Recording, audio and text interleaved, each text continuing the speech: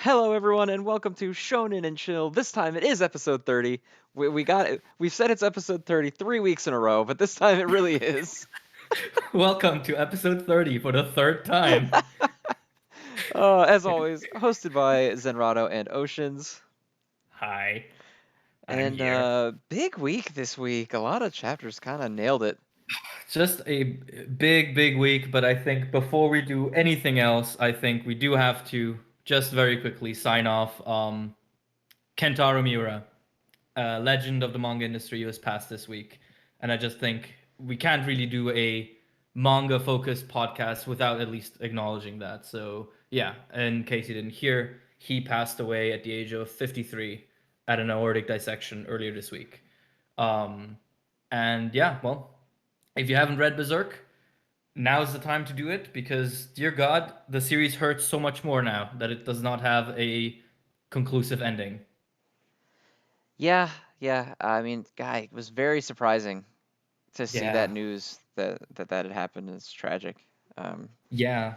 I It's mean, obviously, one, he was just an extremely young guy. He wasn't, 93 years old. The man was in his early 50s.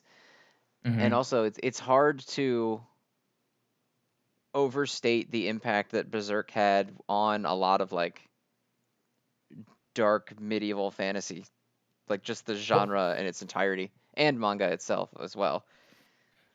yeah. I mean, it's not even just dark medieval fantasy. If you've ever seen a sad anime boy hold a giant sword, that's Berserk. That was influenced by that.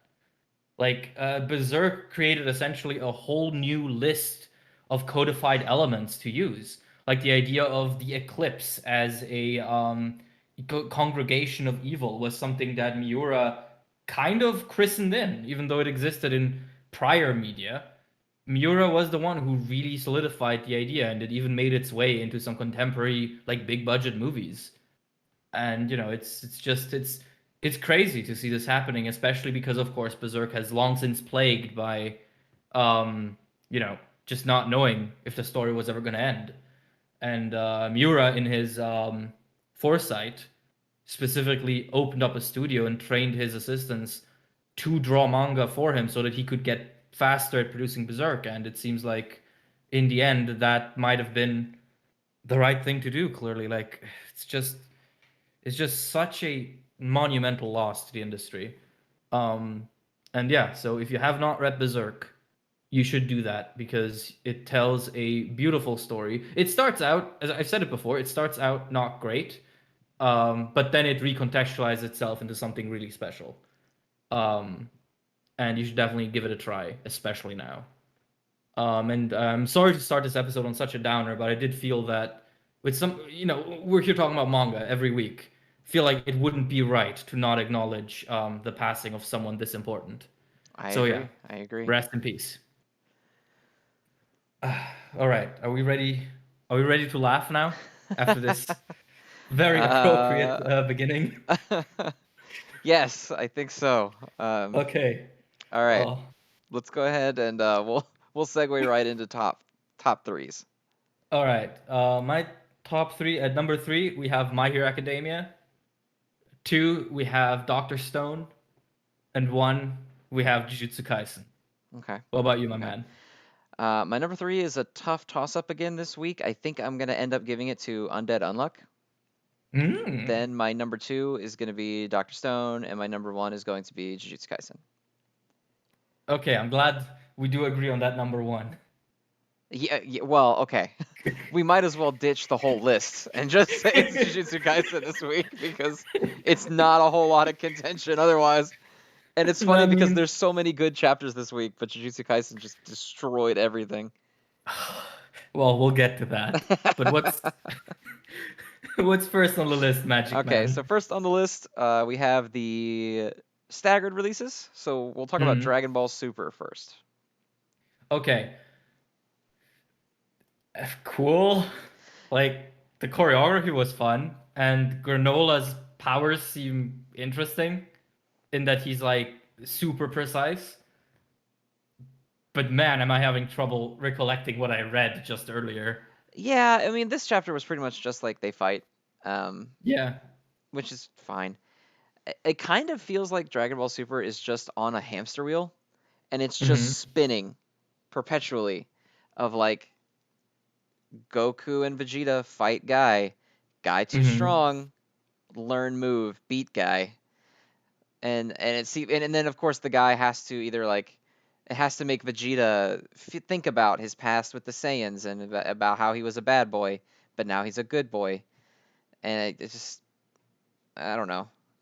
This arc started out cool. It really did start out Hmm. really cool, like with the space intrigue and the guy's like his power was like a finger gun with eyes or whatever. He's got like a good eye, and then he was like going to Jabba the Hutt's palace with a bunch of people named after fucking AC equipment, and Hmm. now it's just like they're gonna punch many time, and I hope that like I'm praying to God this is like they're gonna trick us and it's like we're gonna subvert it here and they're actually gonna team up and be buddies. That's what I want, but Hmm. I don't know that I have that much faith in Toyotaro to make that happen. So we'll see. Yeah, the thing is, this chapter was almost like frustratingly in line with DB tropes, where it's like, oh, of course, we have to fight him one by one. And it's even to the point where, like, when Goku and Vegeta were discussing, like, oh, you have to get revenge for him blasting you, and I'm gonna wait. It's like, it almost feels tongue in cheek. But because this is Dragon Ball, and we've done this a billion times, I don't think it works. I feel like it just ends up being kind of stupid. Yeah, it's hard for me to read Dragon Ball and think that it's poking self-aware fun at itself because Hmm. it played this trope straight 740 times. And so on the Yeah. 741st time, if you tell me it's sarcasm, I'm gonna be like, okay, if that's what you want. Plot twist. All of Dragon Ball was just an elaborate joke all those years. All this time. Toriyama was just cackling in his like big rocking chair up in his house in the Japanese mountains. He's like, these fuckers are still talking about power scaling. Ah, I never thought about anything like that. I don't know. Yeah, it was okay. It's fine. Yeah, I mean it was an inoffensive chapter, if anything. Like I didn't walk away from it thinking, dear God, this is stupid. Like I looked at the funny choreography and I saw Granola be cool. And like the final page is actually sort of like cool. It's like sort of ominous with like the Ozaru print and Vegeta being like, "Oh, I see." It's cool. Like I can't say that I'm super invested anymore, but dear God, I wish I could go back in time to the time when I was still invested in Dragon Ball of all things.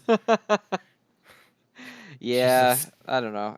It's just hard to look at super chapters these days and not just be like, okay, it was Hmm. it was inoffensively average. Yeah, pretty much. Um, yeah, like inoffensively average out of 10, Inoffensively I average guess. out of 10. Okay. Yeah, I mean, there really is like, fellas. I know it sounds like we're being mean here, but there really just isn't much to talk about here. Yeah, I Like, mean they fight. And the Super's yeah, choreography is not that great, but it's not that bad. So like I can't point at anything and be like, "Oh, this was really great, choreography." But I also can't point at it and be like, "This looks fucking stupid." It's just like yeah, is. It's like a lukewarm meal that like yeah, you got it like 10 minutes late, so it's not cold, but it's not piping hot either. And you're not going to send it back cuz you're not going to be that guy. So you just eat yeah. it and then you leave. Like, man, we've been eating the same fucking bowl of chicken nuggets for 30 years. At some point, it doesn't matter if it's good or bad anymore. Like, Yeah, it just is. yeah, like I mean, according to some knowledgeables in the community, it seems like certain panels were actually corrected and redrawn by Toriyama himself, which is, cool to know, but that's kind of where my thing ends for this chapter. Like, it exists, good for it, right? Yeah, basically. Good. Congratulations on being printed. Congratulations. Congratulations for being on paper. Um, what's next? Next up is My Hero Academia Vigilantes. Which had a cool chapter this I time. thought it was, Like, especially by vigilante standards, I thought it was pretty cool. yeah, like the way they overwhelm. Um, 6, I'm not gonna say that they've taken him down, but the way they overwhelm him is actually really cool. Halo bullets and just, sensory overload to make him use his quirk. Like, that's cool. I like that. That feels like it's kind of living up to the premise of Vigilantes as this like sort of more noir-esque take on quirk criminality, where it's like, ah, yeah, the police is making this plan to make sure he exhausts his quirk, and they have all these like choke points and everything. Like, yeah, that's cool. I think that really Vigilantes doesn't do a great job of living up to its premise, but I think that scene really did it for me. That was really cool. And the rest of the chapters, it's just Six doing things, and Six is probably one of my favorite characters in Vigilantes. So I'm chilling. Yeah, I really like the dark like night framing of it, and you've got Hmm. the detective in the classic looking detective garb. Hmm. It's cool, and then they got the crawler busting in the window and helping out at the last minute. Other than that, Hmm. though, other than like I guess it was they're in the hospital. That's right. So other than like the hospital hallway fight scene, I didn't really have too much to say about it. It's just this guy that looks like All for One, but with a scar. Yeah, I mean, technically, if you think about it, All for One is nothing but a big scar. Yeah, it's true. It's just, Like that's true. He's just a scar. That's it. he's just a walking scar. The same way he is a scar in society. So actually, it is metaphorical. Ha! Video essay time. Got him. Cash in. Got him. Cash in the big bucks on that one. Sponsor me, NordVPN, please. Raid Shadow Or Legends. Come on. Rage. Did I ever tell you that I almost got a sponsorship from Nutaku? Do you know who that is? The YouTuber? No, not him. I was about to say, oh my Nutaku. god. No. Nutaku is a development company that exclusively develops hentai games. Sign off on that immediately. Hey, you know what? If they were gonna pay, I wasn't gonna say no. Exactly. But in the end, it didn't come through because like it just didn't really work out for my channel. But man, when I saw that mail in my inbox, I was like, oh boy. Worth it. 100%, 150% worth it. I did like when I read the phrase, alternatively, we could make a full 20-minute video on our new game, Little Sis Domination. I was like, ooh.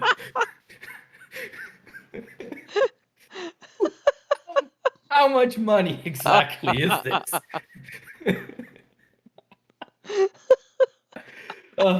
This is the life of a YouTuber. You're just ready to secure the bag. So is Vigilantes ranking Little Sister Domination out of 10? Yes, 100%. Okay. Moving on. What's the magic list say? It says, let's see. It always starts me back at the beginning of the list every time I have to scroll back through. Witch Watch. Witch Watch. Cute, but also like borderline weird. I liked it. I thought it was funny. I don't know. It's the first time that I think a chapter gag has remained funny to me the entire time through. Yeah, Something like I about the feel line that. of the Tengu kid saying the guy's flirting with that cat was like fucking sent me to the moon. Yeah, like it was mostly funny. Just the scene where he's like petting her and she's enjoying it a tad too much. I was like, what are you trying to make me feel here? Yeah, the only panel that weirded me out was when she was the completely black panel where she said she'd be a touched woman. I was like, all right, we're getting a little dial Yeah. it back. Yeah, but like as a premise, it was cute and funny. Like, I think now it's kind of sunk in that well, this is what Witch Watch is gonna be, and it's cool. Like, if it can keep up this is actually perfectly Yeah, adequate. like Just this is a chapter that's also completely basically narratively pointless. But yeah, unlike the teacher likes manga chapter, the jokes were good the whole yeah, time. yeah, So it was fine. yeah. Because I like also like the juxtaposition of her being like, oh, I'm this rich witch lady from this very important family, and I demand to have the best familiar, but also, ew, boys. Yeah, it's like because especially early on when they draw her in the chair and she's got like the classic anime rich bitch pose, and you think Hmm. that she's gonna be like a Mai Zenin or something, and then she's like, no, I'm a bashful, terrified, scaredy individual. Yeah, that was really fun. But yeah, like as far as like a chapter goes, kind of yeah, as you said, narratively pointless. But I did think it was also funny the like fake out they do when she like falls asleep and her magic vanishes, and the Tengu guy is like a person, and she's like, oh no, I've been found out. And then it turns out Tengu guy just rolled a person in his fucking his trading card gotcha game or Yeah, his whatever it is. IRL gotcha game that he's just because he's collecting the evolution of man set, and he finally got the one he needed. He finally got a Homo sapiens. And she just sneaks out the door and nobody notices. Yeah, people have like no peripheral vision in manga and anime. It's great. And it's funny because she sneaks out the door in human form. She doesn't turn back into a cat. Yeah, just a cute chapter. Yeah, A she cute she's my chapter out of favorite 10. character that's not in the main trio, that's for sure. Yeah, I mean, honestly, I'm not sure where this is going at this point. If we're gonna get more people added to the main trio, if she's gonna remain like a wild card kind of deal. Like I'm kind of inexperienced when it comes to slice of life rom-com mangas. I've Yeah, not read many of this is a them. little more on the silly side than stuff that I have normally read throughout my life, so I couldn't Mhm. really give you much of a prediction either, but I'm here for it. This chapter Mhm. made me a little bit more interested in what's going on than before. Yeah, I definitely, think yeah, definitely. it's all about the characters they're focusing on. Because boy, I don't give a shit about that teacher that likes manga. So please stop making chapters about her. Now, if she starts shilling a good manga like Jujutsu Kaisen, that's a Yeah, different okay, story. but yeah, but then we can talk. Then we can talk. You keep talking about That, Hunter x Hunter. I don't have time for you. yeah, I mean, you wanna talk money, you better talk money, money, you know? Like our our financial beneficiary is not interested in anything less than peak fiction. our Uh, our hitherto unnamed sponsor. Shinzo Abe.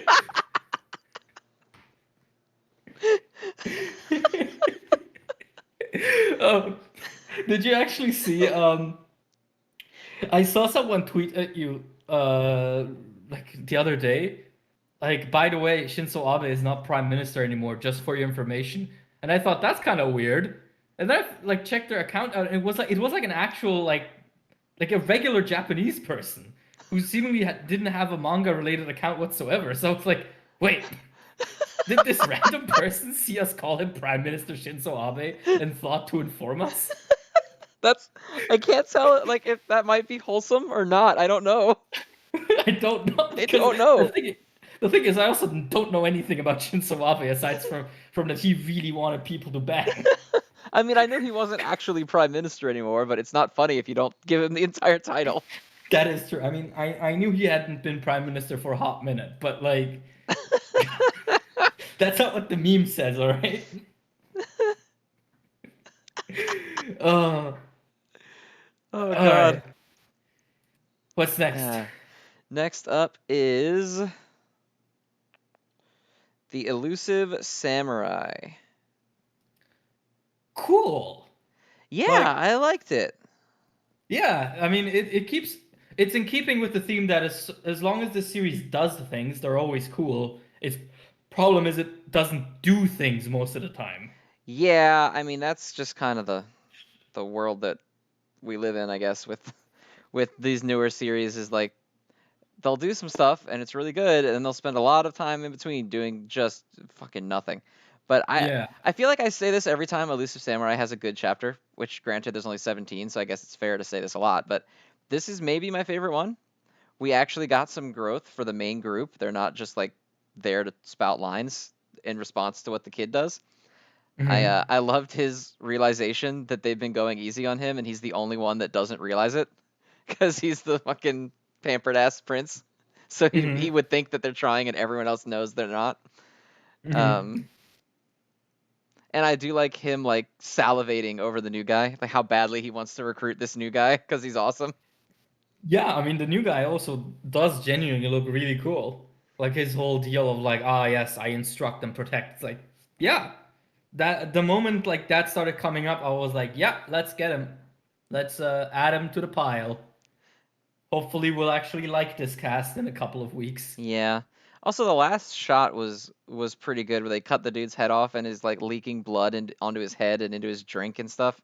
The bad guys Yeah. are gross in this.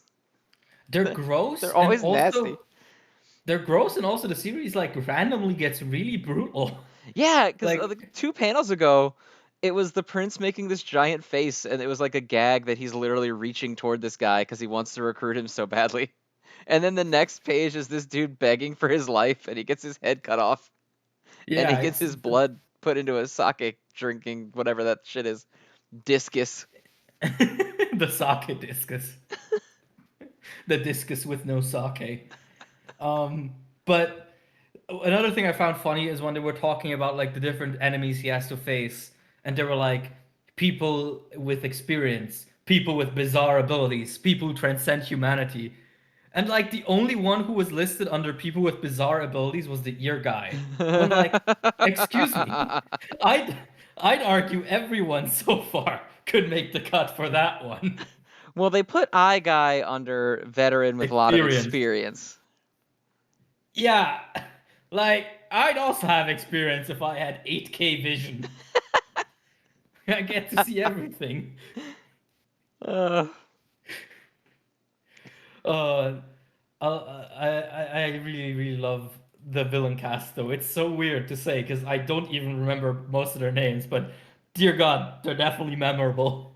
yeah, they definitely are memorable. I'm hoping that weird ant guy is cool, Uh-huh. but Yeah, I also mean he's he is. weird ant guy, so I think that's a couple knocks against him to begin with. Yeah, exactly. Like he doesn't continue the theme of comically large body parts. Like an ant isn't a body part. Don't be silly.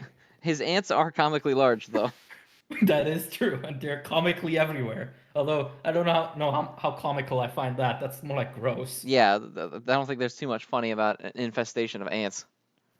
Dude, want to hear something hilarious? Oh God. Insects.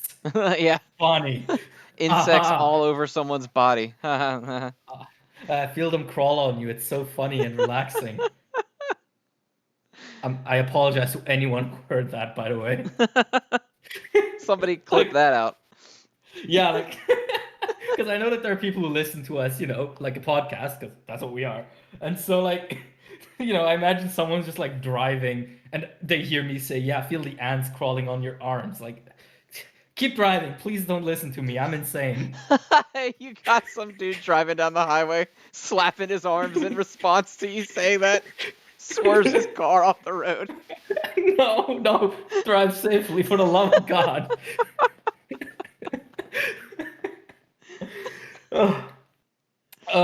But yeah, Elusive Samurai was pretty cool. That final page was pretty brutal, and I am excited to see what we see next. It seems like the next thing will be that the creepy ant guy attacks the village, and our boys will defend it together with the new boy, and then the new boy will be part of our boys. I like that plan. I want the new boy to be part of our boys. Yes. I also just I also just want to see more of these fucking villains. Yeah, I need to move on from ant guy. I need like nose guy to come in. No, it's gonna turn out Ant Guy actually has like I don't know, because all the ants seem to congregate around his chest. So it's like he has a comically large heart, and like the frequency of its beat controls the ants because it's like mind controlling them. He's just got comically large balls because he has bugs all over him all the time, and so you need to be brave in order to have that many bugs on you at all times. His balls have nothing to do with like his ability; they're just there. They're just huge. And then they beat him because he can't maneuver easily around them. Because of his giant scrotum is keeping it from moving. How did we hit scrotum 2 weeks in a row? We got that scrotal streak going, bro. Also, trying to say that fucking kicked my non-native English ass. Scrotal streak. Scrotal streak. Streak. uh, Uh, if it only weren't for YouTube guidelines, I'd have a thumbnail idea now, but yeah. alas, alas, that is not happening. Oh God. All right. Next up. Next up is Yeah. Mashle. Oh yeah, Mashle did not rank in our top 3 this One of the week. first times in a long time that it hasn't ranked in at least one of ours. Yeah, I mean, not for lack of trying. No, I thought it was a really good chapter. I like the bad guys. I thought it was awesome when Dumbledore busted our gang out to participate in the Mm-hmm. fight and take on some of the zombies and stuff. Mm-hmm. Um, we got to see like the guy with the Itachi sword helping, Mm-hmm. which was cool. We found out that Macaron is a woman, which okay, I didn't know Yeah. that. Yeah, I mean, you go, girl. You girl boss, and then Mash once again has a hilarious way of taking down an obstacle while still being like action. It's weird to me how Mash can be funny and not detract from the action of the scene. Mm-hmm. Because like they're in this giant battle, shit's getting serious, and they're like, there's not really a strategically good way to climb up that tower and fight that thing. So Mash just starts kicking the bottom of the tower out over and over again until it falls to eye level.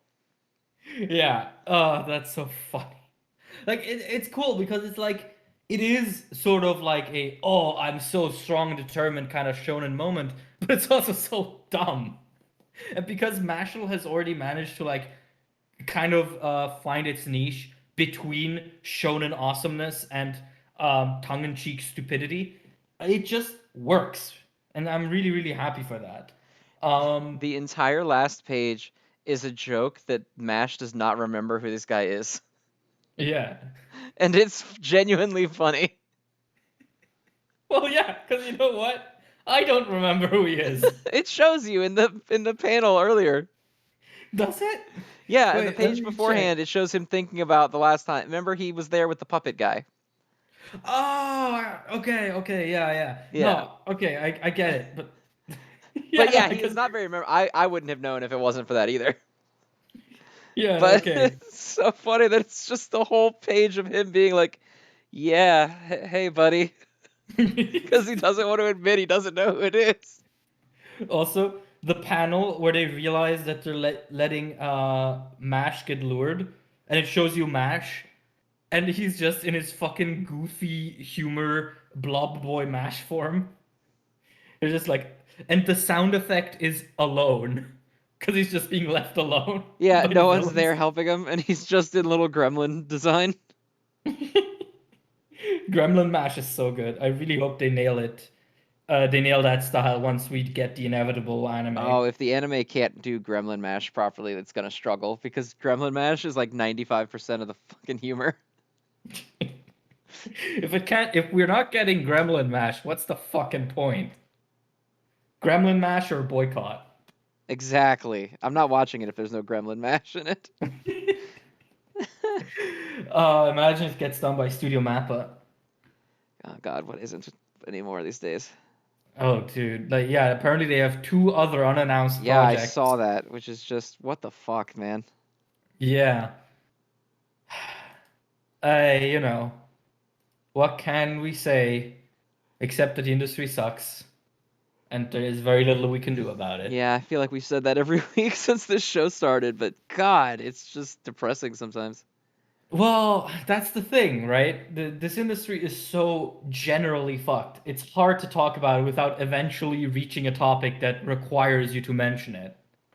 Like, if we talk about anime adaptations, we have to talk about how shitty the working conditions are. If we talk about a break week, we have to talk about how shitty the working conditions are. Like, that's, I think that's the biggest problem of it. It's so, like, ever present because every single facet of the industry is broken. And it's, yeah, it's depressing because there's very little we can do about it except, be like, hey, I hope things are okay. I Yeah. hope I support the right people. Like, you know. just how it is. It's not a great state of affairs, unfortunately. Yeah. But oh well. For Yeah. right now, at least we can say Mashle is good. It treats us well. It gives us a nice home cooked meal of rawness every week. Yeah, I like that Macron or whatever, he's like on the hero, or she, I guess, is on the hero team now. Mhm. Which is cool. I like friendly villains being cool with just teaming up when they need to team up, because they're not like, Mhm. they don't dislike the main characters. They're just like fighting against them at the time. Mhm. That's a trope I'm a fan of. I like the whole little like war breakout battle thing in the beginning. I don't know, man. Mashle's just fucking good. It's just raw as Yeah. fuck all the time. Yeah, it's just good. Like How do you make the Harry story. Potter raw? Yeah, like I'm sorry, liberals, but this is just good. Like Sorry, I snowflakes. yeah, I know you want to silence me, but like You Mashle wanna is good. you wanna cancel us? Yeah, I mean, honestly, I'm just doing the same thing every like right-wing talk show host does. I just invent a thing people are canceling me for. You Like, talk about how I'm canceled you are on your video show that has thousands of viewers. yeah, like I'm sorry, liberals. I just like pasta sauce. What about it? Like, rant about it on Twitter. See if me and my linguini care. Fucking snowflake. Fucking NPC. NPC eats his pasta without sauce. Couldn't be me. It's just a bowl of plain noodles. My sister used to eat noodles like that until she was like 17. Jesus Christ. Yeah, I know. She doesn't like cheese either. How do you not like if you're not lactose intolerant, you have no excuse for not liking cheese. Honestly, I know people who are lactose intolerant who just eat cheese and milk and inshallah it. I'm lactose intolerant and I will not cut cheese, bro. That's the one thing. I'll cut Yeah, that's the milk, I'll thing. cut ice cream, I will not cut cheese. Yeah, that's the thing, right? Lactose intolerant people generally, they're way more like aggressively pro cheese than people who are not. It's because we've suffered for it. We we've fought for our right to have cheese, so we expect everyone who doesn't have to appreciate it. Yeah, more power to you. Don't let the liberals tell anything else. Don't let big cheese control you. Don't let almond milk try to fucking tell you what to do.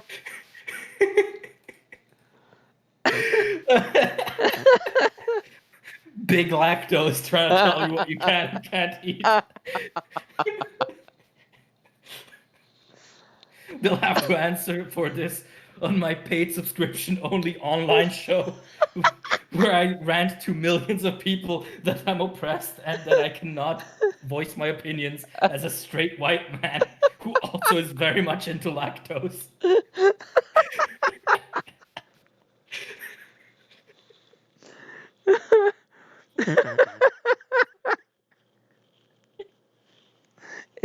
The whole lactose page of it is like, instead of Breitbart News, it's Breitbart Moose, and that's their pro lactose section.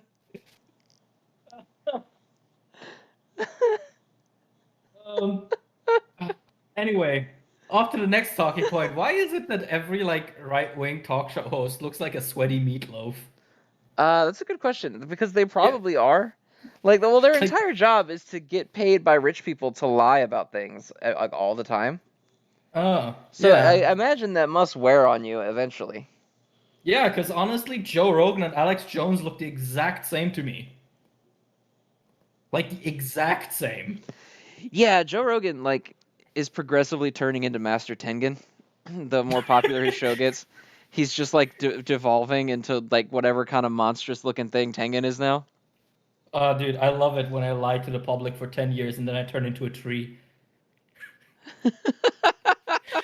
Oh my God, is that Well, how I don't think Tengen I don't and think Joe Rogan is as much of a liar as the rest of them, as he's just like has no fucking idea what he's talking about ever. And so he just like brings them on his show to allow them to lie into the open air, and then like that's it. the thing is, He right? feels less actively malicious and more just like kind of dumb. Well, that's the thing. When you're kind of dumb and you teeter onto the right wing edge of stupidity, functionally that ends up being very similar to just straight up malice. Yeah, I mean, he's Like, definitely an active malice enabler. But yeah, I don't know. I think that he's just like one of those dumb middle-aged dudes who's like doesn't know anything, but he's like, but I don't like being canceled for pronouns, so I guess I'm a hardcore right winger. So I want Alex Jones and Jordan Peterson to come on my show all the time and talk about how the right wing is good and the left is bad. Because one uh, time someone said I called someone a he when I should have said they, so that changed my entire worldview. dude, I too hated being silenced on my very popular Being podcast. silenced on my most popular podcast on the planet. Is it? I think so. On Oh, Spotify, at least it is. damn. Might have to pop in. Might have to see if I can secure that guest spot. We need to get him on Shonen and Chill is the answer. I mean, he would definitely have some pretty hot opinions on the recent developments in My Hero Academia. He got another quirk. You seen that shit? It's fucked up. Jamie, pull it up. Jamie, pull up this new quirk, please. It's just the My Hero wiki. Oh, dude, he definitely reads fan scans.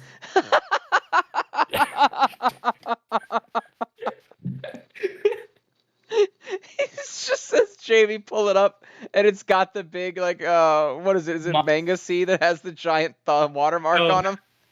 Manga Stream or Manga Panda, both of them have Yeah, like a Manga huge Stream. That's the watermark. one. It's just got the giant fucking watermark on. He's putting it up Oh on my the screen. god.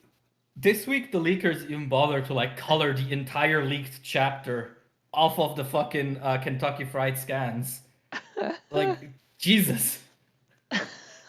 They're getting more and more like what's the word? Like bold with it. Well, at some point, if Ugh. someone's reading those fucking scans, then they just don't give a shit anyway. So Yeah, I mean that's true. No one gives a shit anyway. yeah, no, When no when one is they're going hard for quality when reading the fucking 180p scans. Yeah, I mean, that's the thing for me, right? I'm a huge quality whore. So even before like the whole fan scan thing became like a huge part of my life, just because for some reason I dedicate my life to manga at this point. But like even before that, when I heard a friend like telling me, oh, he watched this movie on his phone, like Oh my god, that sounds like awful. like my slapping hand started itching. Like Jesus Christ, if you watch movies on your phone and it isn't like the only screen in your entire house, I pity you. Like, where did you go wrong? Like, you watch things on big screens. End of story. Like, I'm just getting, I'm just messing myself up trying to think of reasons why you would do it unless you really don't have anything else. Because, like, man, if you have a tablet, watch it on your tablet. If you have a laptop, watch it on your laptop. If someone tells me they watched like fucking Interstellar on their phone, like ah, and it's the same shit with these fan scans. It's like, oh, it doesn't look any different. Yes, it does. Yeah, Ah, it looks different. Anyone who says they don't look different is fucking lying to you. either that or maybe I'm just a weirdo. You know, maybe I just have oversensitive eyes. I don't know. Maybe I'm the snowflakes then. Maybe you're the weird one this whole time. Yeah, Maybe no, there's absolutely no fucking way that anyone looks at that shit and is like, that's the same. It's not. They look completely different. yeah, like maybe maybe I'm the left wing, you know? Maybe I'm just the liberal. Maybe I'm not the hardcore conservative right wing man I've been presenting myself all these weeks on this podcast with my radical right wing opinions like capitalism kind of sucks though. Like, oh. Anybody else think this capitalism shit pretty whack? Hardcore right winger. Anyway, what series were we talking about? We were talking about Mashle. Oh, um, good. Very good out of 10. Yeah, always really, really good. Read this shit, please, out of 10. All right, what's next? All right, next up is Candy Flurry. Wow. Usually we like step up in rawness and swag on our show as we get towards the top three. Gotta say, this is a bit of a step down, but honestly, the chapter itself was pretty good. Yeah, well, it's hard to compete with Mashle, but That's true. I did really like this chapter. Candy Flurry's it's hitting for me, man. It's hitting. Mm-hmm. I'm invested, I think. The setup's good, the characters are good. I'm in here for this. Yeah, like, it's fun. It's cool. Like the backstory for this ice cream girl is pretty cool. And like at first I was like, oh, it's gonna make us feel sad for her or whatever. That's cool. But then it like informs her decision to actually hear the main girl out, which was cool. Like I think that's a very like multi-purpose use of a flashback. Very nice. And the fight choreography, while it is somewhat still limited, because we're still experiencing a bit of an art drop compared to the first chapter, I still think it flowed very well and was enjoyable to read. And it also like showed you how crazy these powers can actually get, which is good because so far all we knew was, oh, sometimes you can manifest candy. Yeah, I think this whole fight was a good necessity for the series to kind of I don't know, I think in the very beginning especially, it's had a lot of combat in it, but a lot of the combat has been silly. Like, Mm-hmm. teehee, I have cookies for hands. Uh-oh, the lollipop girl whacked me. And now this is like a real fucking fight. Like, this shit's Mm-hmm. wild. Um I don't know. I like this new girl a lot. I don't know what I at first I thought her act would wear thin, of the Mm-hmm. like, I'm deadly serious. Oops, I'm also silly. Like, I thought that would get old for me. It's not. I like her a lot. I don't know. Mm-hmm. I think I just maybe it's the Gojo fan in me, but I think I'm developing a dependence on characters who are strong enough to say I'll just do whatever I want instead of the rules. I think I'm Oh developing an no. emotional dependence on that character trope. Oh no, this is just your oh, what's it called?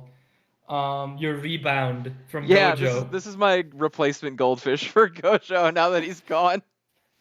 This is you finding a new person to obsess over, hopefully to make Gojo jealous so he comes back to the So he story. comes out of the cube. He just appears next chapter like, Gojo, what happened? He's like, I don't know, I just knew I had to get out. Zenrotto was starting to leave me. He was losing interest. Oh, like Gojo comes out of the cube and they're like, wait, how did that work? And he's like, I had this feeling that the readership was losing interest in the story, so I came back.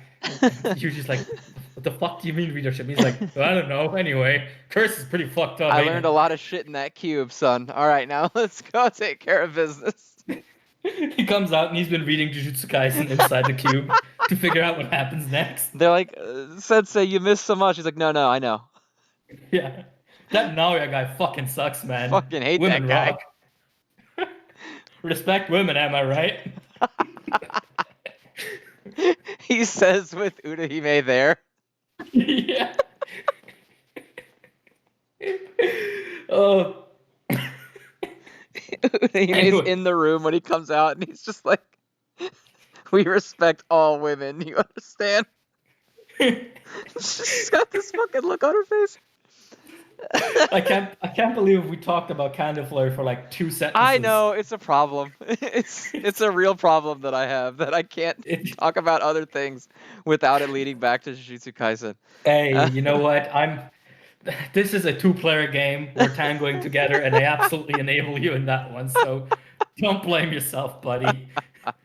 We all know who to blame. Gege Akutami. Emotional terrorist Kage Akutami, still at Have you large. seen? Have you seen that one screenshot that everyone keeps posting every time Jujutsu Kaisen does something like crazy?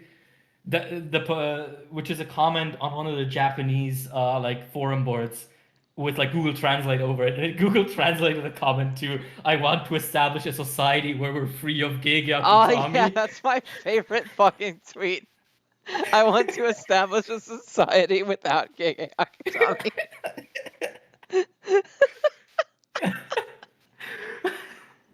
Oh man, I feel so bad because I led off this segment saying I really like Candy Flurry. We haven't talked about it. Okay. Candy Flurry is cool. I like that. One thing that stuck out to me was usually when a new arc gets like introduced, it'll either be done in like the first pages of a new chapter or like the last few pages of the leading chapter. In this one, the new arc gets like introduced in the final like mini joke panel, which is like, "You ready to go to the academy?" And the main characters are like, What do you mean?" And that's our cliffhanger. Like, I thought that was pretty cool. Yeah, It I has a like very the nice and snappy pace. It makes me wonder if how she's gonna get through the academy without using her powers, because it's the only thing she really has is her lollipop powers. Mm-hmm. Yeah, that's definitely interesting. Um, but yeah, like this chapter was mostly just them running from them. I thought the use of the lollipop to like escape was like, oh yeah, the lollipop expands, so you can use that momentum to catapult yourself. I thought that was really cool. Kind of like a non-standard application of it, but then again, I guess with a power system like this, you just have to be non-standard. Yeah, Cause but I kind of like that because it leads to a lot of creative stuff that you can do with them, yeah. like her It, encasing the guy in the ice cream scoops mhm. as like a threat to where he's gonna freeze to death if you don't get him out. Like it was cool. Yeah, it was. It's definitely cool. Haha, pun intended. But it's one of those things where like I am definitely cautiously curious to see where this goes. We're obviously not out of the cancellation problem yet. No, I Especially mean since it's very young and at risk as it yeah. is usual. Yeah, and But I'm apparently hoping it it lives. looks like what is it? ITEL C is in danger now. ITLC and probably also the baseball one. The nine Nine dragons Dragons Ball of Parade. the balls of the nine dragons on a parade. Correct. Yeah, okay. Well, sports series. I am not weeping over it. I don't know. I kind of But like it, but I don't really care about ITLC. So okay. Anyway, Candy Flurry. It was all right. good. It It was was good. good. I I had liked it. fun. I'm looking forward to more. Okay. Good job, Candy Flurry. Good Proud job. of you. You did well. Have a candy. Have a little. Do you have those in America? The sugus? Which If we do, I don't know them. they're like basically just cubes of flavored sugar. No. Damn. You hate to see it. I went to the barber the other day and it was Eid Mubarak and he was cutting my hair and he somehow found a free hand to offer me a bunch of candy. He was like, "Oh, holiday." And I'm like, "Yes, brother." And I ate a couple. Yes. Give me these candies. Ah, dude. Muslim barbers, so fire. Love them. Also cheaper than the Swiss ones, so Perfect. that's where I go. Yeah, I mean, I'm Turkish, so I fit right in usually. I mean, you know, I don't speak it all that fluently anymore since I haven't been in a couple of years. So when they start talking real fast and real passionate about something, I just nod and hope he doesn't fuck up my hair. That's fair. But yeah, you just gotta deal with life, right? You gotta make the best of it, man. You gotta make the Yeah, best of it wherever you can find it. yeah, exactly. What's next? Next up is Undead Unluck. Fuego. Holy Absolute shit. flames. Like, it's so. Oh my god, dude, this fucking Shen dude is the shit. I love this guy. So good. He's a Like, goddamn. This was not on my list of theories as to how he was gonna survive. yeah, that was definitely weird. But like, God, it's so cool because like you kind of do get to kill him off, and it is emotional. But also you don't remove him from the story, which at this point would have definitely been a bad idea because he's so cool. So, this is so good. And now he's stronger and he looks different. He has a cool new fit, and like the whole thing with like the activation requirement for untruth. Oh, That it has to be someone that he genuinely likes because he realized that he didn't want to fight her. Oh, it was so cute. Hmm. It's so good. Like honestly, this like entire mini arc is probably my favorite section of Undead Unluck so far. Oh, easily mine.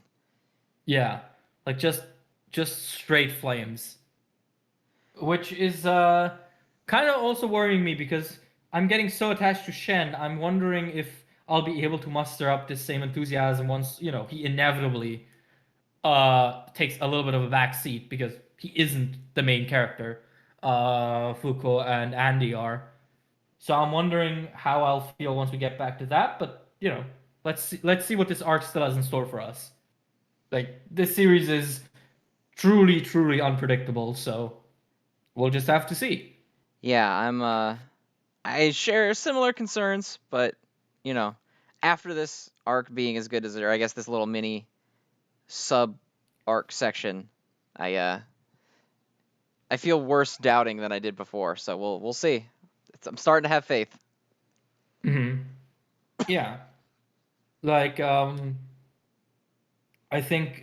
still think the artist is recovering a little bit because there were again a couple of panels which looked sketchier than I would have assumed the author to do, and I couldn't really figure out if that was like intentional because I couldn't really see an intention for it. So maybe they're still recovering from Golden Week, or they have something else going on. Could be indication that there's like a side project in the works. That's also sometimes a way to figure those things out. But again, man, this chapter had like 4 double spreads again. Like Yeah, holy shit. this series makes such good use out of like big spreads.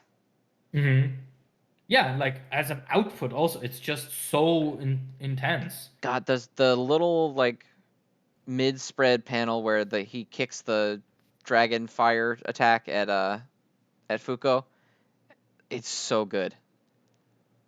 Just the entire like explosion of the dragon hitting and he's just like standing there. And then the very Hmm. next page you got another spread of him having blocked the pole. It's so good, dude. It's so good. Just so much Kino and swag. It is. It's reaching Mashle levels of Kino very quickly. Yeah, and now I'm interested to see if like his transformation into this Giganshi is it um what side effects that will have because obviously there has to be a catch to it. Right. He Well, I seems mean, to originally they said that the old ones were like zombies, but he seems to have retained his personality. Yeah, exactly. So I wonder if there will be a catch to it, or if Undead is just gonna be like, no, Shen is cool. Why would we give him a drawback? Like, are you stupid? Just enjoy your shonen. Just enjoy your raw shit. Yeah. Uh, Also, can they I could say, easily do something like because she did it out of love or something. He gets to be himself instead of a zombie goon or whatever. yeah, maybe. But also, can I say that the the panel where she's offering him medicine and he's like, "Thank you, but I would need to digest that, and my stomach is currently 3 feet away from me." Was the funniest shit because oh, so, is it? I think it's in Dragon Ball Z where they use sensu beans on someone who has like a huge hole in their chest, Oh yeah, and they're just Yamcha. Hmm. yeah, and it's just fine. It's like I'm so glad that that they covered that base where it's like, yeah, I mean I could swallow it, but it would just fall out. Yeah, I think that was when in the Android saga when Android 20 puts his fist through Yamcha's chest, and then they're Yeah, like, "Here's a yeah. senzu bean," and he's like, "Oh great, I'm fixed." It's so funny. Well, Maybe it's the act of chewing the senzu bean that heals you, not the swallowing it. it's the juices that come out. Hmm. The healing juices. The healing bean juice.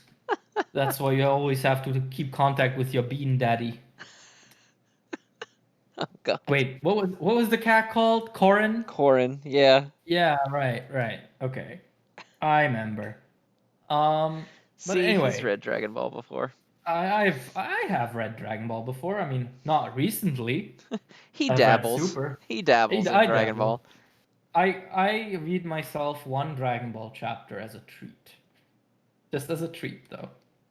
Because clearly Dragon Ball is a treat of all things, especially these days. I get one super chapter every month as a special gift to me.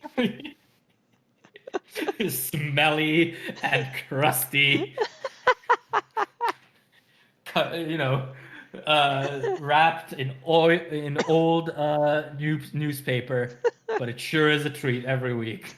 Well, every month, I Different should say. strokes for different folks.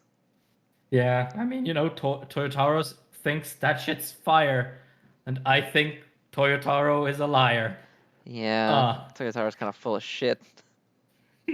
But but anyway, that's not Undead Unluck. What are we talking about? uh, Silly us. Hello. Anyway, Undead Unluck gets a good out of 10 for me.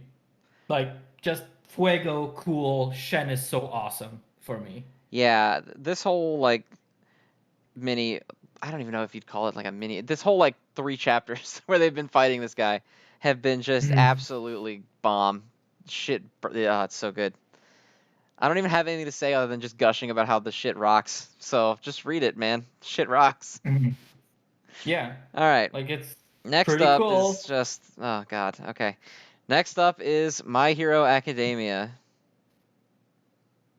Okay, look. Oh look, Deku has unlocked a new quirk. I bet Oceans is pretty pissed about it. I bet Ocean's gonna say negative things about the chapter because like I'm tired. I'm so tired, man. My man is battle scarred. He's worn. Like, yes, I think it's stupid, but at this point, I feel stupid for still complaining of it. Clearly, Hori has just decided that, like, the build up to the 6 quirks would have been boring as shit, and that he doesn't want to do it, and he's scared of doing training arcs because people didn't like his last training arc. I disagree, but I mean, honestly, at this point, he actually definitely has all the quirks now. Like, he Oh yeah, probably I will mean, use the second I've quirk soon. like long since accepted from a narrative perspective. He just has them. Like Yeah, he just has he them, and they bonded with just them come all out. and he's got them all. So it's not so much unlocking them as it's just the reveal that he's using them for the first Yeah, time. exactly. Which, Which like, it's fine. I think a lot of people think that my complaint is like because some dude on Twitter just wrote me like 17 tweets in a row explaining to me why I'm an absolute idiot for thinking that they need to have narrative buildup. But like, my complaint isn't that they don't have narrative buildup. I don't really care that much about that. My complaint is just that like I'm really getting tired of you having like the Swiss Army knife answer to every single problem that you're in. Because when hmm he has all these quirks in his back pocket, but we don't know what any of them do, it just ends up giving off this like, oh, time for me to use a new quirk you haven't seen before that perfectly gives me the solution to the situation that I'm currently in. Which like it just gets a little exhausting after a while for me. Yeah, like, If because the I think thing if I is, right? knew all the quirks and I knew what they did, I wouldn't care as much because it wouldn't feel like he's pulling his blue eyes white dragon out of his back pocket.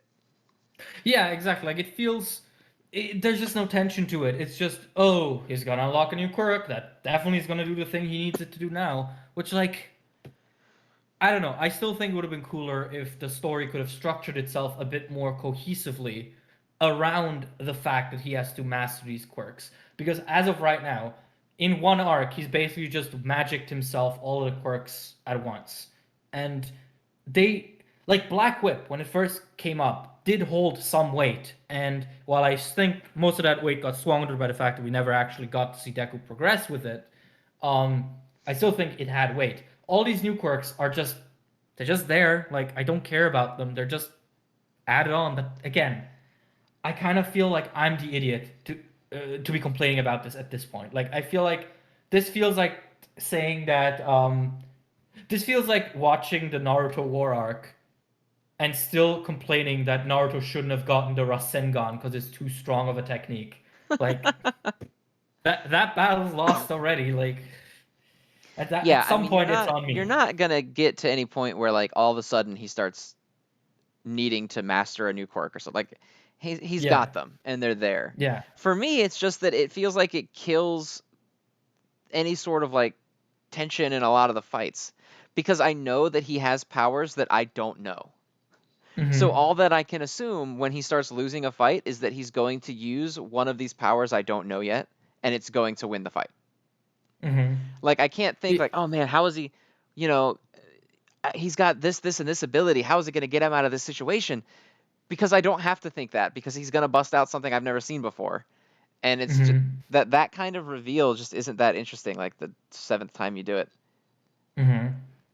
Yeah, like it's just it's annoying, but I'm gonna actually, you know what? I'm gonna lay that aside for now because the third quirk actually sounds pretty interesting. And I think if it's what I think it is, that's pretty cool. So it's called Fajin, which is the martial arts term to both you if you don't know and to the people listening. Fajin is the martial arts term that basically describes moves like Bruce Lee's one-inch punch, which is, explosive release of energy. You can think of it as when people just calmly stand in front of a row of bricks and just break them in half with one chop. It's a real life concept, and so his quirk seems to be able to explosively release power. I'm not completely positive at how this is different from just one for all smashes, but in theory, a martial arts related quirk sounds cool to me. So at the very least, there's that. Yeah, I mean maybe one for all is like more of a blanket usage, and this is like an amplifier on that. So maybe it's Yeah, like a Kaioken type effect or something real fast. I don't know. yeah, because he like blasts himself up a skyscraper with it, Hmm. without seemingly without any repercussions, which is obviously something he couldn't do with one for all. So perhaps this is just a way for him to get the big power moves back again after he hasn't really used them for a long time. But I mean, it's cool. It's cool. Hori can have one extra cushion on the couch tonight. Um, Can we agree that the best part of the chapter was All Might? Dude, the All Might shit, while I was reading it, I thought this shit is so goofy. And then I read the second half of the chapter. I was like, no, please, let's get back to All Might. He named his car But Hercules, bro. yeah, it's so good. It's so funny. But also, like, his whole moment is actually really reminiscent of, like, Stain's declaration back in his arc, where, like, just his aura of like, determination scares people. It's really cool because like My Hero has had this like underlying thing of the shudder, which is like just the fact that certain people have an aura that scares you. Endeavor has it, Deku has it, Shigaraki has it, All for One has it, and obviously All Might has had it for a while. But it's cool to have it be like a consistent thing within the universe. Like the fact that Shigaraki went from not having it to being able to stop the Redestro's army in its tracks just by looking at them is really cool. And so I like seeing this evoked in All Might again, even though I think the like image of skeletal All Might stopping villains just by looking at them and talking about his adopted son is really fucking goofy, but in a good way. I also like when he's like, reacting to the fucking attack on him, and he's like, "I sense murderous intent. This might not be a dumb prank." Like they threw a grenade at you, dog. Why was prank on your list of options? Hey man, superpowered pranks just be built different. You know the vibes. Some casual passerbys just chucking nades at heroes as they walk by. Aha, Look, got dude, him. epic prank. I shoot a Sick person in prank, broad bro. daylight. Shot him in the chest in the middle of the sidewalk. Hey guys, welcome back to epicquirkpranks.com. Tonight I will kill a man.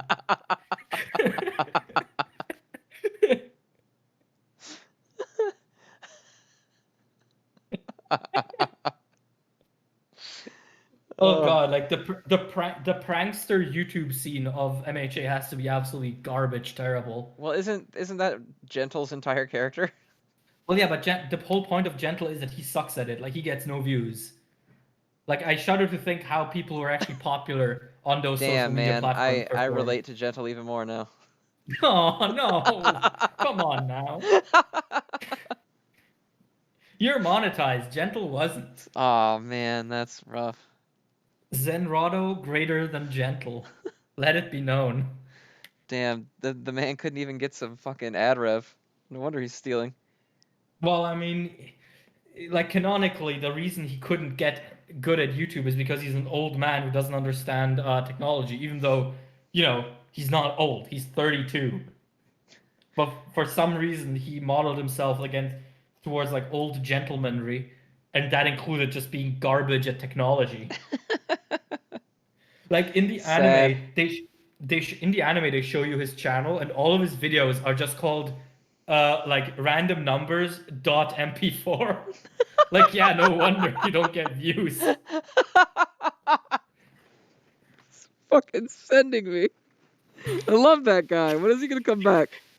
Oh, dude, I love Gentle. I really hope he comes back because it seems like Deku is like re-encountering his gallery of villains with Muscular and Overhaul and Stain probably on the horizon, realistically, since he's out as well. So honestly, if we do see Gentle, that'd be really cool.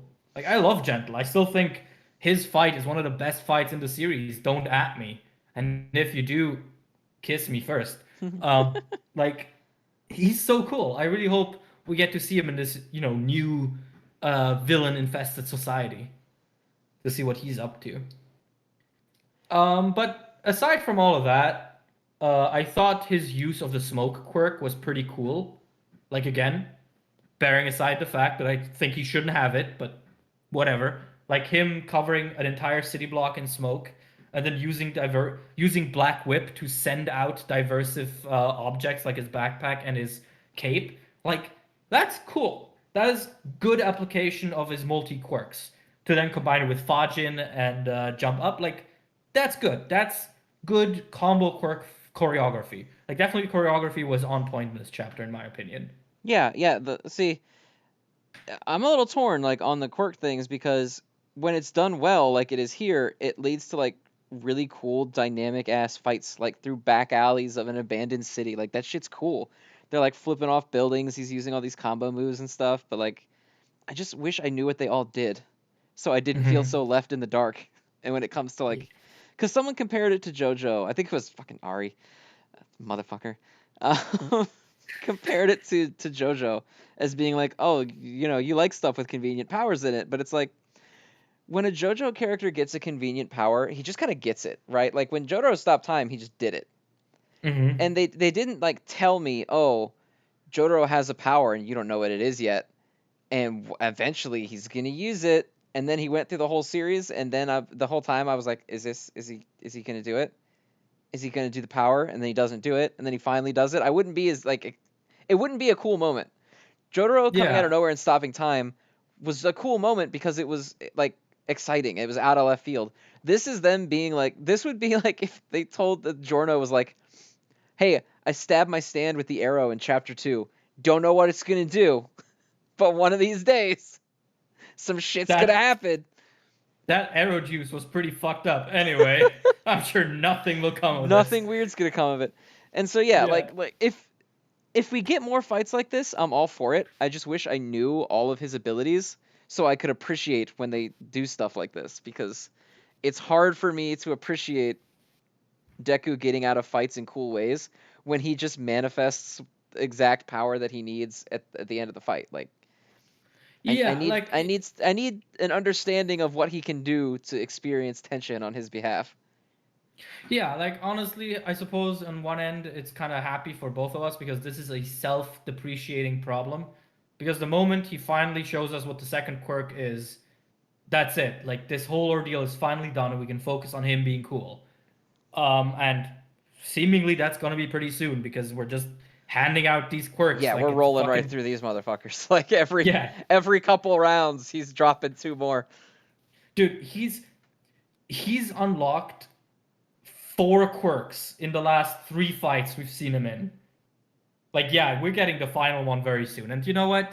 Once that's done, I can rest easy because then, sure, the progression sucked, but now I don't have to worry about it anymore. You know, Yeah, I've given up on caring about the progression of the his power growth. I've just accepted that he has all of them and he's like one of the strongest characters now. Like that, fine. But just like yeah.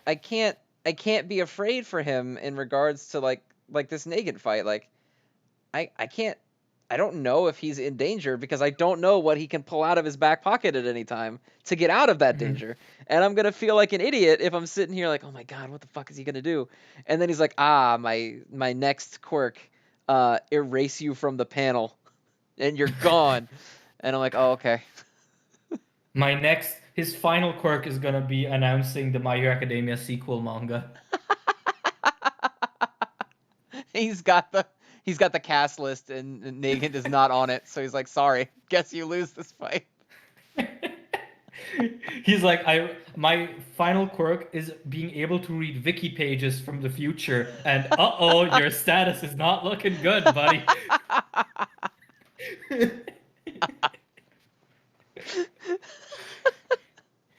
But yeah, as I said, at this point, it's a problem that's going to solve itself at some point. And yeah, by now, I feel stupid about complaining about it because, like, yes, it annoys me. Yes, it could have been so much better.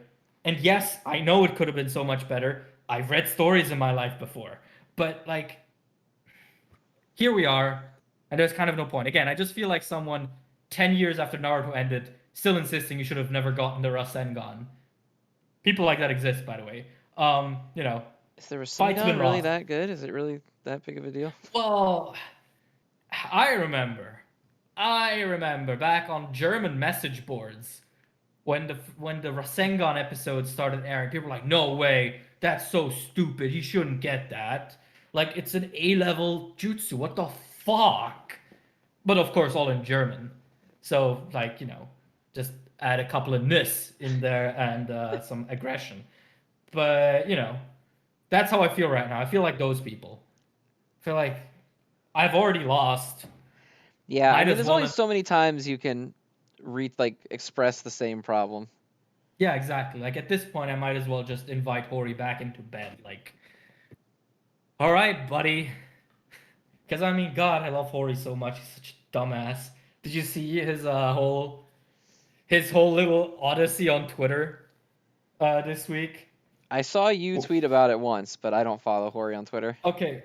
So Hori is IRL friends with Inagaki, the author of Dr. Stone, and he got access to Twitter Spaces, and thought, okay, this is like a voice chat feature over Twitter, so he wanted to call Inagaki. The problem with Spaces is it's not as much a voice chat feature as it is a invite all of your followers into a giant voice chat feature. And Hori has 1 million followers. So the man opened a VC with 1 million people in it for like 5 minutes, closed it immediately, and then tweeted, "Never again, ... It's the funniest shit. Never again. But I understand it, like, oh my god. So, like, yes, Hori, you can sleep. You can sleep with me tonight. I allow it. What a good son. What a good child this man is. Protect him. Protect this man at all costs, Protect this man's absolute innocence. Even when he writes stuff like the 6 quirks. But hey, sometimes it's Horikoshi Masterclass, and sometimes it's Clownikoshi Disaster Class. That's just how it is. That's just you accept that, when you accept Horikoshi into your life. You accept that sometimes you've just got some trash you got to sift through. Look, my child might vomit on the carpet sometimes, but he's still my flesh and blood. Like, that's what this is. The 6 quirks are vomit on my carpet. Take that out of context and show that to someone. Oh, Jesus. Okay, yeah. MHA gets I'm tired of complaining, I'm having fun out of 10. Deal. I like that. All right. Although one last thing I want to say, I'm not super happy with the pace of this fight. It seems weirdly difficult to figure out how far we're even into this. Like, I don't know if the fight's over or not. Because we keep switching between other events, and it's just odd. It's not a huge deal, but it's just something that popped in my mind right now. I'm still my hoping verdict. on Nagant going rogue and or switching sides. Yeah. I'm still praying on that. I mean, what I'm kind of anticipating now is that Nagant is actually going to beat him and throw him into jail for All for One. And then Baku is going to have to save him, because that'll be the parallel to how the first user was saved by the second user who looks like Bakugo. Because, dear God, I just need this to be a very heavy-handed parallel and not the time travel. I would also just be okay with actually getting Bakugo and Todoroki relevant in the story again. Yeah, They're like doing a whole fat ass load of fucking nothing. yeah, it is a bit weird how like abruptly the focus is just on Deku, but like I'm not super mad about it because Deku has kind of been overlooked in his own series for a while now. So I'm fine with this. Like because Todoroki can always come in and his subplot pretty much carries the story on his back anyway. And Bakugo is Bakugo. The moment he steps back into the story, he'll win 7 popularity polls again. So Because like he's the I'm okay with fucking best. Fucking love yeah. So Bakugo. I'm alright with Deku getting his shine for a couple of fights. I will say I definitely want to see more of Class A before we head into the final arc because again, that's the thing with this arc. It keeps repeating over and over. Ah, we're so close. Like once I beat We are at Nagant, the end. And then, yeah, all yeah, of Class 1A is, like, not present. yeah. Like once I beat Nagant, I'll find All for One, and it's like, what? Hey, Hori, Are how you about that? sure? Are you sure about that? Yeah, Hori, what about that racism arc you promised, eh? Bunch of fucking nothing. But I guess we'll see. Yeah, I Um, mean, I guess it is what it is. I don't know. We'll see. yeah, I mean, I'm still hoping that Hori is just being a mangaka and fucking with us. You Yeah, know, I just you're, don't see how it could be the final arc. I don't see it. yeah, exactly. Like, Your Honor, this man is lying. This man is fucking liar. Speaking of fucking liars, we have Gege Akutami, who, of course, the reason I call him a liar is that one interview he did, which is very clearly a fucking lie. Like, oh yeah, Jujutsu Kaisen's ending very soon. Like, yeah, my ass it is. Yeah, my man just be saying things. Yeah. Anyway, speaking of Jujutsu Kaisen, oh, what a coincidence. Oh, what a coincidence that it's not the next series that we're talking about. Oh yeah, right. Wait, we have the newcomer. The man that finally earned his position and now it's being taken away. We got Dr. Stone to talk about. Like, Look at dear, Ocean Man's crimes against Dr. Stone never cease. I mean that, and also, dear God, like these next couple of chapters of Doctor Stone are going to be very interesting because they have to tackle a very very heavy like philosophical problem. Like Jesus, they've eliminated death. Yeah, and Like Senku kind of alludes to it that like this is not really supposed to be. Like, yeah, this isn't a good thing. yeah, this is kind of a legitimate moral problem now. Um, Yeah, because like when Tsukasa is like, "Oh, how's Hyoga doing?" and then they do the whole scene of reviving Hyoga, and he's like, "Oh yeah, I'm fine." And I'm like, oh, I thought, oh yeah, that's like just a gag. Like, ah ha ha, cool, everyone's alive. Like, of course. And then they go into that whole speech like, no, he was definitely dead. Like, the Medusa can actually revive people. Like, oh God. Like, oh Jesus Christ. yeah, I That mean is like, that's kind of huge, and not in just yeah. like a Kino way, in like a this is a serious philosophical discussion that they need to have about the validity of this way. Yeah, because like the moment I read that, something happened that just doesn't happen with manga with me a lot, where like I could feel my heart sink. And I was like, Jesus, that is not. But now this begs so many questions like, does that mean people who are buried but not decomposed yet got petrified as well and you could revive them out of their graves? Like, does that mean, you know, petrified animals could be revived over and over? Like, and of course, the question of eternal life. Like, God, this is much heavier than anything I expected from Dr. Stone, Yeah, to be and completely like, honest. and then it raises the question of even if it can, should you? And like, Yeah, of and course. how do you do that? Like, how do you balance that? It it's a lot deeper of a question I ever expected for us to have to contemplate on this show. Yeah, I know. Oh, It's just unexpected. Like I think last week I called Doctor Stone one of the truly unpredictable manga, and this definitely goes into that. Oh, Yeah, God. I almost don't have that much to say about it because where do you begin? How do you how do you talk Yeah. about the moral quandary of immortality? Like, Yeah. I mean, I would assume that corpses were not petrified unless they were on the.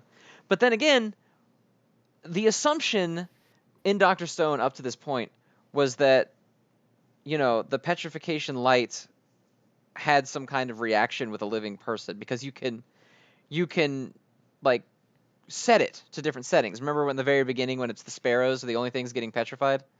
Hmm. And then it happens to people, but when it happens to humans, it doesn't happen to other things like the dog and the pig from the time skip just a little while ago. And Hmm. so it's like maybe it would, because clearly it worked on Hyoga. It identified him as a human. So does it work like on a genetic level that it just identifies what like if you're genetically human or not, and then petrifies you even if you're dead?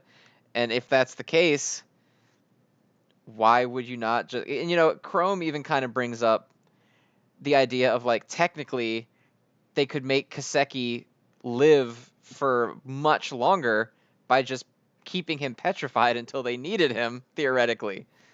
Yeah, because the thing is, it does not reverse aging. So you could technically keep yourself alive over and over with a petrification device, but you wouldn't stop aging, right? Because Hyoga didn't survive by getting younger. His death was just reversed. So like, does it work on death by old age? Does it work? Like, this is a huge Pandora's box to open. And like I think it is fantastic. I am so amazed that the story would actually like breach this. It's because now we're getting into like actual philosophical dialectics, something that's very hard to do in any story, let alone a fucking children's manga. Like, and the thing is, I'm confident Dr. Stone is going to deliver something interesting on it. If not, it's always not going to solve the quandary of immortal life, but it's going to give us an interesting perspective, I'm sure. And that's, wow, I really caught up at the right time, didn't I? Yeah, man, this is the perfect time to come back because Jesus. Yeah. And like, I was genuinely expecting it to be they're gonna revive Hyoga, the rock's gonna break, and his body was gonna be healed, but I thought he wasn't Hmm. gonna come back. Yeah. I thought he was gonna be like a repaired corpse. But he Hmm. did come back. And I was legitimately just expecting the end of this arc to be like sadness that Hyoga passed, and like to set the stakes of like no matter what, even with our petrification device, we can't win every battle. But it went the complete other direction of yeah, we could pretty much all live forever. And I Just, I I don't know how to parse that right now. yeah, it's just a lot to take in. It's again, it's not because the thing is, right? Especially in like nerd culture, which is predominantly filled by adolescent people and people who do not exactly have a background in literature and philosophy or whatnot, which totally fine. You don't have to. But in these circles, there's often this idea of like deep deep themes, deep ideas. Oh, revenge or not to revenge, and those are all valid and cool. But there are fundamental questions that you usually don't tackle in nerd mediums. And if you do, they're usually sort of, either they're relegated to exceptional stories that we cherish because of that, or they're done sort of in a tangential way, not to deal with it too much. So for Dr. Stone, of all things, to bring up something as fundamental as if you have the opportunity for eternal life, should you use it? That's surprising. It's astonishing. It's amazing. It's exciting. It's a bit worrying because it's a very loaded question. Yeah, and I think the way that they posed the revelation was good because it's not treated like Dragon Ball where they're like, "Yay, we can bring everyone back." The look on Senku and Tsukasa's face is when they realize that. Senku is like sweating. Yeah. Like Senku looks upset. Well, Tsukasa looks stern about it, and like it's just like it's not all because you think of it right away like, oh, what if everything you loved would never die, and your immediate knee-jerk response is like, oh, that's great, let's do that. But then you realize that like that would be an extremely kind of fucked up situation, and it's pretty clear that Senku and Tsukasa at least know that. And I almost wonder, because they're kind of off by themselves and Chrome is just eavesdropping on them and no one else is around, I wonder if they're going to keep that information to themselves, at least for right now. yeah, it's because this now also opens up a very different perspective on what the initial purpose of the Medusas was, and like who Y-Man is. Like it just made the inevitable encounter with them so much more loaded and interesting. Because like Jesus Christ, we're getting into some like real existential shit here, and yeah, like I feel like whatever I'll be saying here now for the next couple of minutes is just gonna be me going, fuck, they went there in different permutations. Like fucking hell. Yeah, and I mean Oh my they god. always kind of like, even from the very beginning, this was sort of hinted Mm-hmm. when Tsukasa broke Senku's neck or whatever. Um, and then they healed the patch of stone on his neck and he came back. Uh, Mm-hmm. and it had always kind of just been chalked up to like the blow was fatal, but he wasn't dead yet. Mm-hmm. And Yeah. when they healed they just healed him in time before he Mm-hmm. really died for good. That was just sort of the accepted answer um, as to why it happened. And now we know that no, I mean he could have just been completely dead, and this thing can just straight up revert you from a corpse, and that's like, it's fucking wild, dude. Doctor Stone slaps. It's kind of crazy. Uh do you have anything else to say, Nick? Honestly, I don't think so. I mean, this raises a lot of, not just the moral quandary of tackling like what do we do, but this also raises a lot of questions of where we're going to go from here, because I would imagine that if they bring this information back to the group, there's going to be a lot of differing perspectives on how that should be done, or should it be done at all, or will Senku and Tsukasa agree to make the decision not to tell anyone and just leave it at that? I don't know, because no one else knew that Hyoga was dead. Yeah. The only one that Yeah. knew is Tsukasa and maybe Kohaku, maybe. Mm-hmm. I don't know. God damn, this opened up a lot of shit going forward. It's kind of crazy how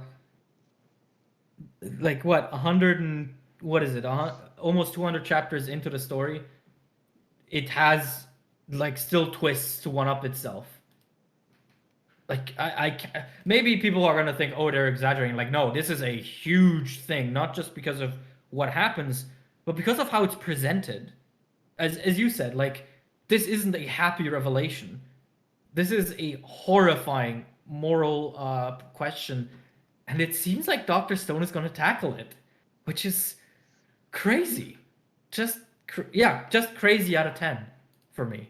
That's it. That's all I can really say to this. Yep. Crazy out of Absolutely 10. insane out of 10. Uh-huh. Uh anyway, do we want to move on to something a bit more quantifiable? I believe that we do. I think it's time for the main event, and that is Uh Jujutsu Kaisen. there you go. Huh. Oh, This chapter is. I've seen a lot of people actually talk shit about this chapter and say they hated it, which blows my mind. I think it's one of my favorite chapters in the series. I think people just like to talk. Like, sorry if you didn't like this chapter. Try again next time. Yeah, Like, try to read better. Uh, uh, Okay, I think I should start with the one, the obligated one. I wish to establish a society without Gege Akutami. Like, oh God. The fucking speech that Mai gives about how the two could never be living separately from one another, and that they would always hinder each other from living their own life is so bitter to read. If because I just recently rewatched the Goodwill event arc with my girlfriend when I forced her to go through Jujutsu Kaisen, as any good boyfriend should. Absolutely, it's your Uh, moral obligation. yeah, of course. And when Mai is like, why couldn't you just fall to the depths of despair with me? Why did you have to struggle into a different direction? Now, with the context that Mai, in a way, always knew, and that Maki always knew that they could never live happily, because they were so different and yet inextricably bound to each other forever. God, that hurts.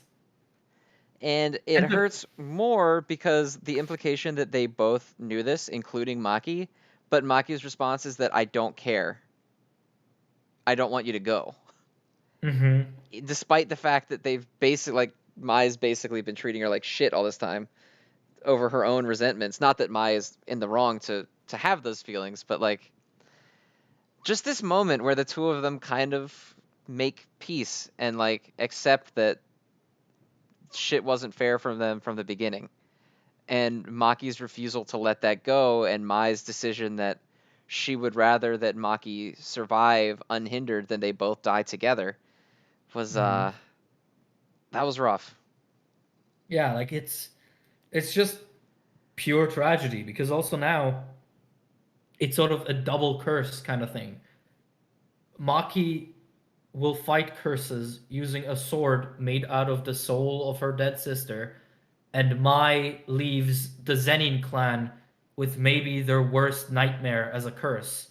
Maki, someone with no cursed energy at all anymore, and someone willing to destroy it all.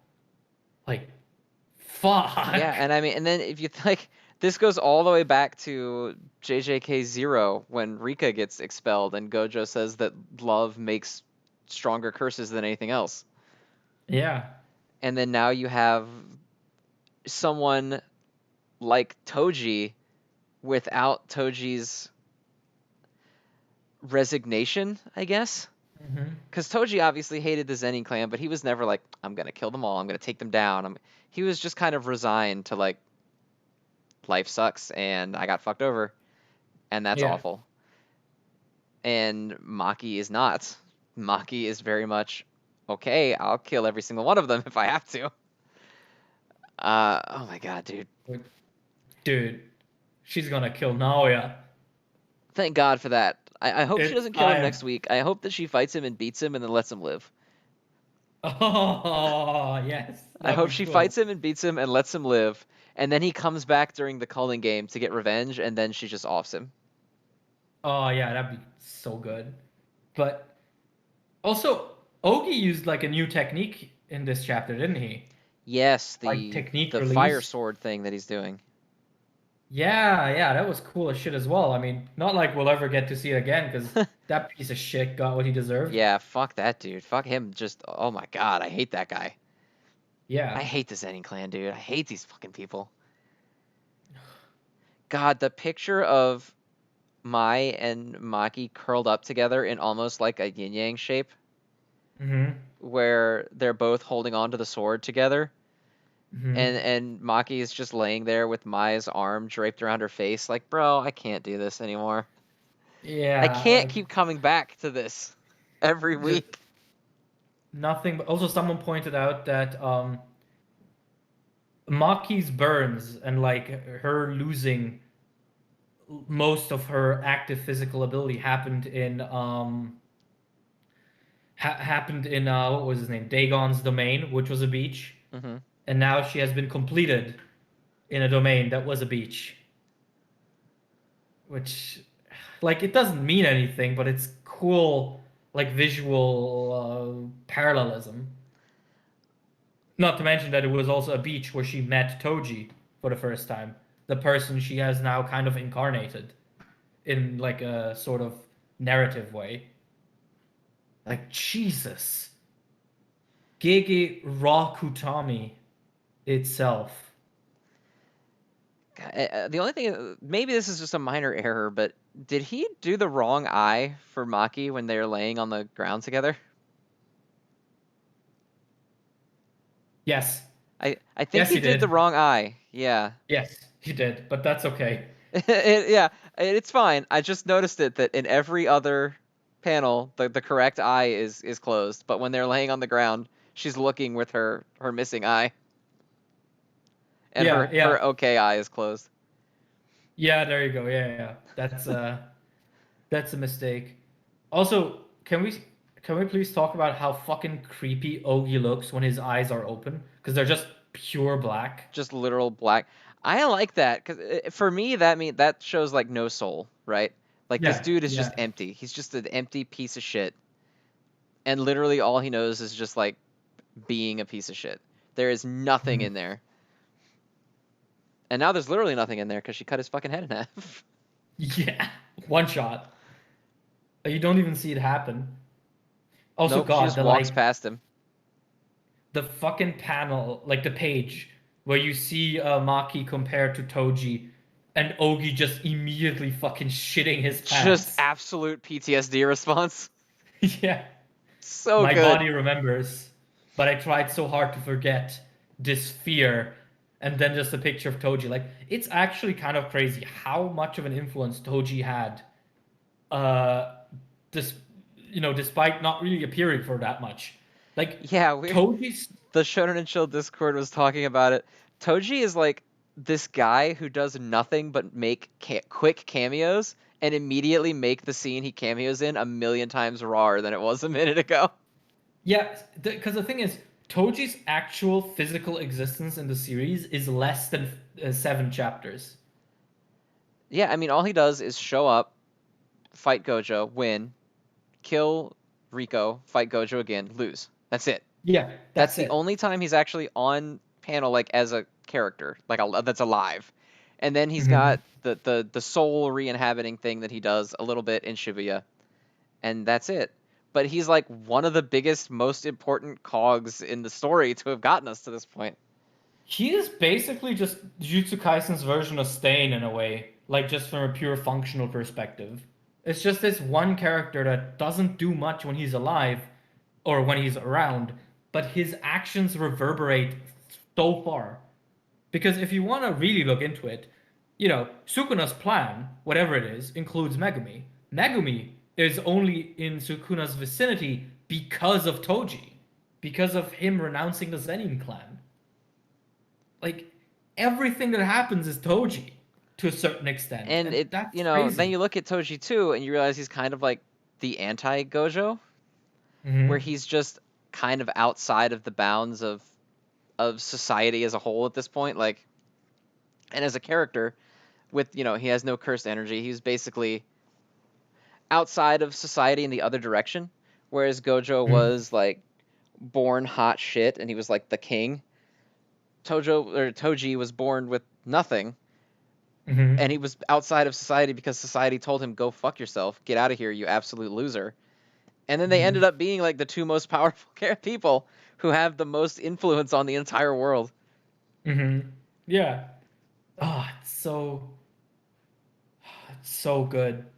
I I got my volumes for Jujutsu Kaisen recently for the hidden inventory arc, and rereading it as well. Like you just don't. It's so hard to like parse how important those events are because just like Yuki says, this is where it all went wrong during the Star Plasma Vessel arc. Like, fuck, man. This is such a good, well constructed story. It's actually crazy. Yeah, it blows my mind when people are like, Jujutsu Kaisen is just there for people who like to watch pretty fights. I'm like, have you not been paying attention at how like well connected all of this stuff actually genuinely is? Like, Hmm. yeah, it's done quickly and it's done with a lot of action in it, but like every single thing that happens matters and is important. And oh my god, dude. We're even at the point in the story, like, it's tropey, but we've moved past the actual monsters and they're dead now. And now it's just people, and the people are so much worse. Mm-hmm. Uh, Yeah. I love Jujutsu Kaisen so much. Me too. Me too. I'm kind of wondering what we'll even get to see next week because I believe the magazine says that next week the Zenin arc comes to a climax or starts coming to a climax. I mean, Yes, I I don't saw know. that. I don't know if that means that next chapter is literally going to be Maki just slaughtering her way through this entire compound and killing them all. We're gonna see the Uchiha slaughter, but good. But yeah, And but from you're the cheering for Itachi this time. like Itachi's just killing an old woman. You're like, fuck yeah! Fuck yeah, that was raw. Every single like random person that gets killed, just like Kino, absolute fucking. I mean, honestly, how fucked up is it that by the end of this, we'll probably find out that Naobito, of all people, was probably one of the least offensive Zenins in the Yeah, entire right? Like, clan? and it feels weird to say because all of the bad shit that happened to Maki and Mai was basically his fault. But then you realize that like the alternatives than what the awful stuff he did are even like worse. Like, fucking Naobito was just a drunk Sakuga enthusiast. That's it. And Yeah, everyone like my else is man like, just ran gimmick Twitter accounts and drank. That's all he did. yeah. Meanwhile, you have fucking Naoya, who's the fucking entrepreneur of hating women. And then you have Ogi, who's like literally soulless. And then you have what's the other guy, Toji's brother? What's his name? Is it Um, Zaraki? oh fuck, Zaraki, something like that? something like that. The one who hasn't done anything yet. Oh, I'm sure he'll do something. I'm sure. I hope he fucking dies next week. I want him to die preemptively before he gets the chance to be awful. I mean, to be fair, he does. The first thing we see him do is attack Naoya on sight. So you know what? I have my hopes up for that guy. That's true. Trying to punch Naoya as soon as you see him is like the best quality that you can have as a character. Yeah, especially because seemingly he attacks Naoya after he badmouths Toji, and anyone who fucks with Toji, I can fuck with. I thought Like, no, I thought he attacked Naoya after Naoya badmouthed them. did he? Wait, let me Yeah, check. I What was no, the because I thought chapter? Naoya was like, you guys are fucking lame, and that's why I should be the head, not you, you fucking nerds. And then he tried to punch him, and he was like, "See, you don't. You're trying to use weapons too, even though you talk shit to Toji." I think Naoya is the Toji stan. Maybe. Okay, yeah, yeah. I just checked again. Yeah, you're right. Yeah, But still, I'm interested to see if he. Okay, he's called Jinichi. but still, fuck Not. Naoya. So yeah, trying to hit Naoya is positive. Yeah, not Zaraki. That's Kenpachi. Yeah, that's Toto. That's kind of. But yeah, damn, what a fucking story. Yeah, dude, Jujutsu Kaisen is like, damn, this is something fucking special, man. Such a good This was story. so fucking good. Um, is that it? I think so. I mean, I've seen some people complain like, "Oh, these are just cheap shock deaths. I don't care about Mai," but it's like you don't have to care about Mai to like one. It's kind of the same thing that happened with Gakuganji or not Gakuganji. What's Yaga? Naga. Yeah, where like you barely knew the guy. You're not really supposed to feel bad for him. It's your empathy for the characters that you do know that loved him that's supposed to matter. Like, yeah, Mai Yeah. dying is sad on its face, but also you're telling me you have no empathy for Maki losing a sister that she clearly cared very much about? And even if you look at this out disconnected completely from the confines of Jujutsu Kaisen, a story about two sisters getting murdered, like attempted murdered by their father because he thinks that they suck, and one of the sisters giving her life so that the other can live, is that should be sad no matter what confines of a story you're in. Just those words alone are like fucked up and awful. Yeah, I mean, I don't know. Maybe it's because I'm preparing my literature exam right now. I have to read 20 fucking books for it and like have interpretations and analyses ready for that. It's like, I don't know, to me, whether or not I on a personal emotional level care about a character, well, that is obviously important. It isn't like the be all end all. Like certain characters are just functionally sad. They are sad because of the ideas they evoke, not because I care. Like I don't think I cared about Mai as a person, but the ideas she brought to the story of, living your life knowing that you could never find happiness because your other half exists outside of you. Like, that's a sad concept, regardless of whether or not I care about the characters it's executed in. And Gege does something, in my opinion, pretty smart and doesn't waste his time on, giving us arcs of Mai being cute and likable because it doesn't matter. That's not what she's about. That's also not what Yaga was about. What is about? It's about creating emotion and creating like interesting ideas outside of the specific character themselves, but in relation to characters we do care about. As you said, like it's banking on empathy outside of the primarily affected character. And there's this idea around that, like, oh, using a character to advance another character is cheap. Like, no, That's what they're for. that's just functional narrative. Like, it is the same shit where people are like, oh, my hero sucks because not all of Class A has like a fully developed character. Like, it would be stupid to develop all of them. Like, I'm sorry. Like, I do Well, get that who it's a has that bit kind of weird fucking that you get time? like, yeah, like, I do get like with my hero specifically because it's like, oh, this is a unit of people. It does build a bit of the expectation that he's gonna develop all of them, but you know, some people just exist to serve a purpose. Not all of them exist to be main character level interesting people, and that's fine. Like, I think maybe that's just a symptom of you know pop literature, that we've sort of created all these shorthands and fetishized things like character development and world building in all aspects. But it's not that simple because you can have meaning and interest in so many ways, and I think Yaga and Mai are great examples of that. So yeah, I definitely don't agree that this is cheap, but then again, I'm literally just a guy. Like I'm just a small boy. I am just a tiny man speaking tiny opinions. Like, you don't have to listen to me. Form your own opinion and then don't tweet it at me because if it isn't the same as mine, I'll probably call you poopy. Yeah, don't tweet it at me because I don't want to fucking listen to it unless you agree with me, in which case I will listen to you. If you agree with me, you're right. If you don't, you're wrong, and that's my stance forever. And I Yeah, have no interest in basically. changing it. So, you know. Anyway, I think that is it, right? I think that's it. I think that's a good place to call it. Mm. All right. Well, in that case, Jujutsu Kaisen gets a Rakutami out of 10. Absolutely. Absolutely. I wish to establish a society without Gege Akutami out of 10.